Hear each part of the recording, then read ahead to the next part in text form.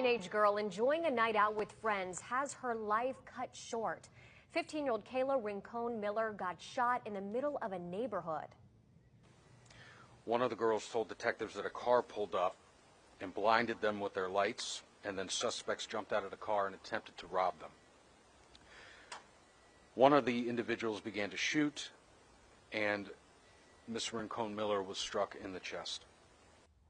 All three girls. Cape Coral PD says Rincon Miller and her friends had just left the Coralwood 10 movie theater and were walking to the nearby McDonald's along a side street next to Del Prado when that shooting took place.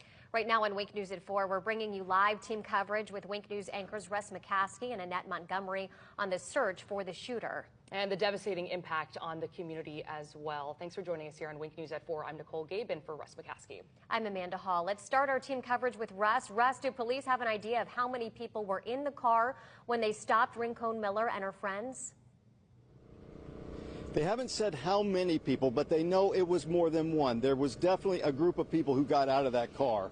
And let me just tell you, the pain this community's feeling is unimaginable. In fact, just moments ago, we had a woman who lives next to where the shooting happened come out, and she put down a base for what could be a larger memorial that may be placed out here. I asked her why she was doing that, and she said if this happens to one parent, it happens to all parents in Cape Coral. This is where it happened at Southeast 20th Street and Southeast 16th Place. Here's what we know.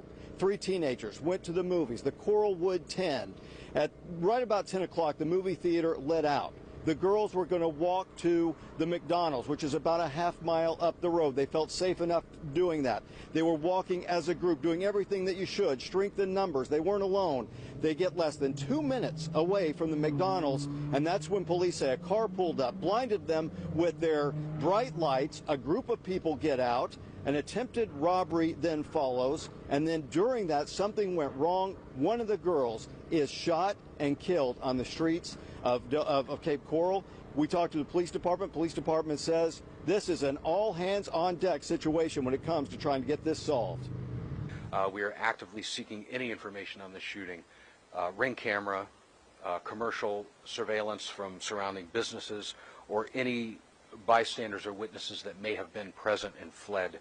We've been speaking with neighbors, canvassing both businesses and residences since last night, and that's ongoing today. Typically, I have our detective team up here with me. There's no time for that today because it's an all-hands-on-deck approach. So you can see that's just how important it is. All detectives weren't there for a news conference. They were on the streets investigating. Wink News anchor Annette Montgomery joins us now. You've been looking into the family of this girl, talking with some of them. Tell us a little bit more about her family and what it is they're going through tonight. Absolutely. Well, Kayla's mom, Ruth, opened the door in tears today. Now, she was at too much of a loss to speak about her 15-year-old daughter, but I did speak with cousins of Kayla who tell me she was her parents' pride and joy after they lost her twin sibling at birth.